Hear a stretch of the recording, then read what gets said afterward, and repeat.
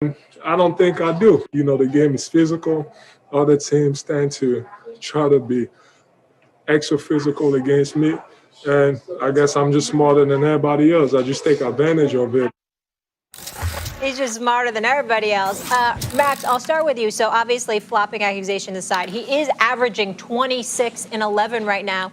Is he, Joel Embiid, your MVP? So far this season, yes. First of all, his team has the best record in the conference, and it's largely because of him.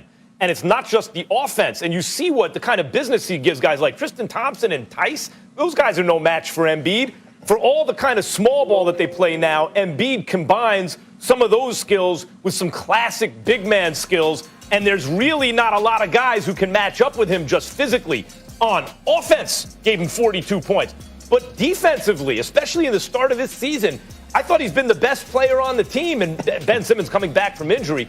But Embiid has an enormous impact on defense. So if you're having that kind of impact on both sides of the floor, and your team is the best record in the conference, to me, you're the MVP so far. Please. I don't even want to hear it. It's Kevin Durant.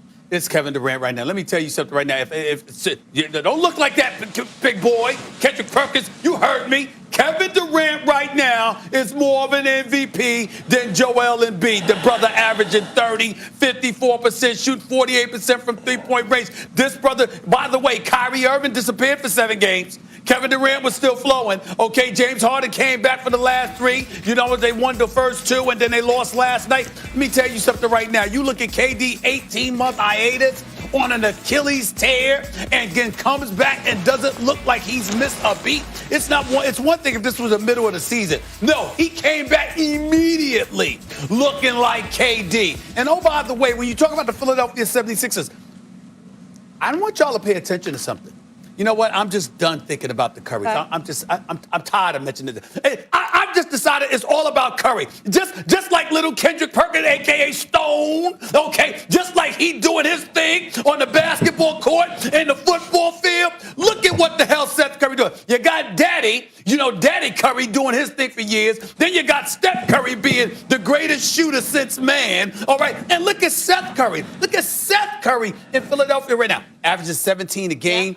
Shooting about 60% from the field, about 59% from playing more than he did in the past, too. I mean, my God, if you're a Curry, you can shoot, damn it. All right, and that helps because Ben Simmons clearly still can't shoot, only averaging less than 13 a game and stuff like that. But I'm just saying, collectively, with Maxey and Embiid and Curry and Tobias Harris balling and all of this, and Thibault and these boys, I'm looking in Brooklyn.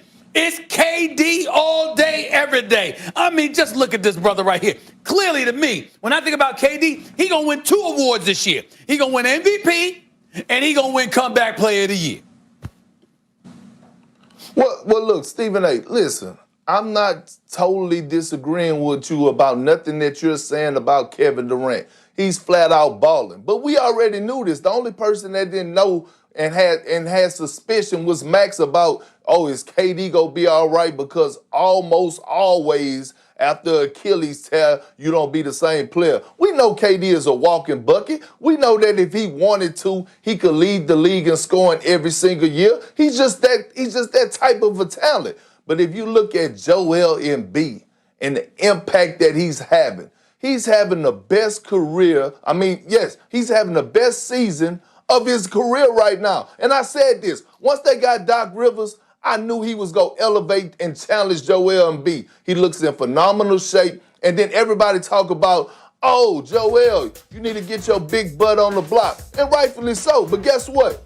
He's mixing it up. I'm watching them do the one-leg dirt. I'm watching them bring the ball up, 1-2 dribble pull-ups. I'm watching the big fella Euro step down the lane, going to the block, putting ownerships on the ref, attacking the paint, using that big body quick spin moves. He's giving it all to us right now. The big fella is in his bag. Defensively, he's locked in. And look, I love Marcus Smart, but I don't agree with him about the game last night. Joel Embiid set the tone from the first quarter, right? And that's a rule in the NBA.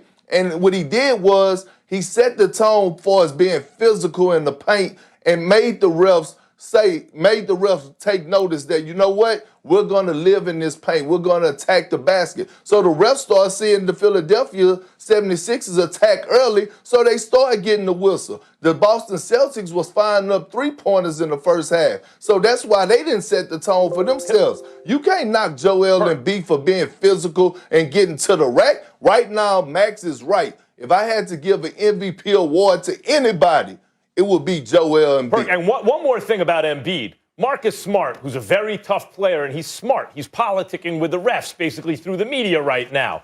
But that's ludicrous that Embiid's getting all these calls. Embiid is right in his response. In fact, he's getting hacked on every play when he gets the ball on the block because there's nothing you can do. And he's getting double and triple teamed, and he's still scoring. Embiid has been phenomenal on both sides of the ball this year so far. And as a result, his team has the best record in the conference. That's an MVP. That's why he would be the number 2 guy for league MVP. And by the way, don't give me that best record in the conference. James Harden won the league MVP. The Golden State Warriors, the best team in the league. Russell Westbrook won the league MVP. They weren't the number 1 seed or the team with the best record. There's been plenty of people that have won MVPs that didn't have the best record. That's no criteria here. They have a dude who's dominating both sides of the floor. Excuse me, I'm looking at Kevin Durant and what he's bringing to the table. And Kendrick Perkins, I'm accusing you the same thing I'm accused Shaq of. Big man bias, even though Shaq kind of agreed with me in the end. I think it's big man bias on you, Kendrick Perkins. I think you're being a little bit biased because you're seeing a big boy in the post. You one of those dudes that don't feel that y'all get nearly as much love as you deserve because of how the game has changed, and the big man is being ignored and not nearly appreciated as much as they should. Now, you're probably right about that in terms of there needs to be more appreciation,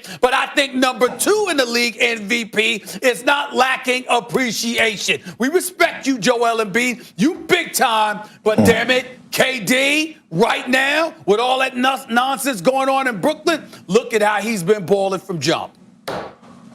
Well, Stephen A., I could say, I could feel like you being biased right now. About because what? It's happening in Brooklyn. Because it's happening in Brooklyn. I'm a Knicks fan. For you being a fellow New Yorker, Yeah, you're going he to be feels biased left towards, out. one of those New York teams. You know what I'm saying, Molly? Queens. So don't give me that about he I'm feels being left biased out. with He a big wants to be man. with like the hype team with all the hoopla Hollis is around close it. enough And to he's Brooklyn. with He's the all sad right. Knicks. It is close enough. But I don't like the traffic on Atlantic Avenue, so I would be biased against Brooklyn because of that. Oh, my That's what goodness. Kendrick Perkins missed. This ain't Texas, or we got all that room, all that space on the wanna highway. get caught in And by traffic the on way, Atlantic. it's two reasons why I wouldn't be supportive. It's the traffic on Atlantic Avenue. Oh, gosh. Okay? There's traffic everywhere and in the New York. BQE, and the BQE. That's number No 1. cupcakes. And number two, the damn taxes in New York, because in Texas, they don't have any state income tax, okay? So I wouldn't be that biased. And number 3, I'm a Knicks fan, all right? By the way, they're 7-8. They're only a game back. Oh, my God. Oh, they're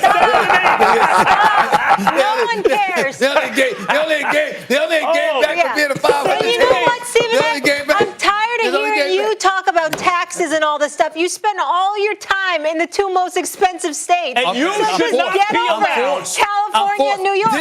You're never going Disney to World is in Nashville Orlando, or Texas. You're never doing that. Disney World is in Orlando, Florida, Yeah. and ESPN won't let me go down there because I guarantee you I would. Disney, that's a G-rated world. You're not involved there. You should not be allowed to talk about the Knicks until they're over 500. All right, I have a Over question for 500. Perk. You get on Cowboys fans about mediocrity. Last week we did talk about the Knicks and they were over 5. I wanna I'm talking ask- about right now, I want to ask 7 Perk and a 8. question. Okay, 7 and 8. Perk. 7 and 8. Embiid's the first Sixers player to drop 40 and 10 on the Celtics since Sir Charles back in '87. So talk to me about this. Do you think he could actually lead them to the finals?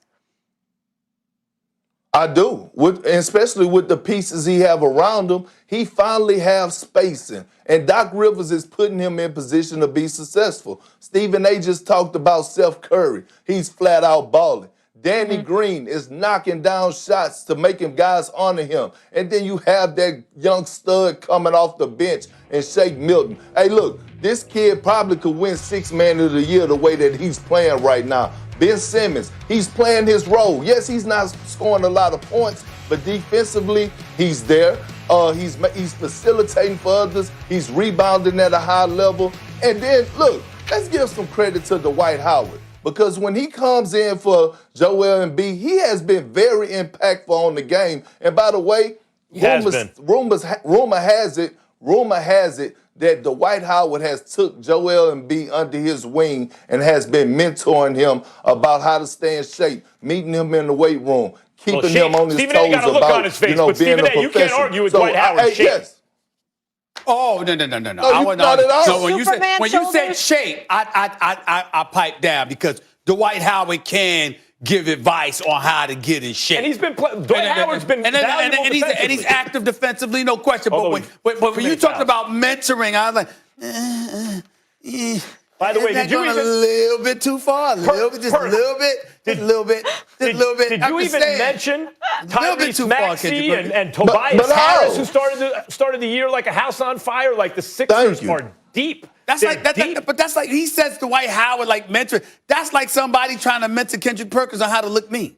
I mean, I don't see that happening. I mean, really? Yeah, Kendrick needs I really don't see that happening. Or Stone. I really don't see Forget that happening. I mean, Stone's the real villain. that's like somebody mentoring Stone on how to strut. You know what I'm saying? That's I don't Molly. see that That's happening. I don't Molly. understand that. That's Molly I don't tutoring Kendrick Perkins I'm on just meat saying. mugging. Yeah. Oh, my God. All right. There she is. Perk, this was a lot of fun. Mean mug, Molly. Let me see your mean mug. That walk-off. Oh, Right, that's I right. can't even mean mug. Well, I can. KD But the side has to MVP. naturally come out, Max. KD MVP. All right, enough. Kendrick, we'll talk to you soon. Always appreciate you. All right, appreciate it. Kendrick. All right. Thank you.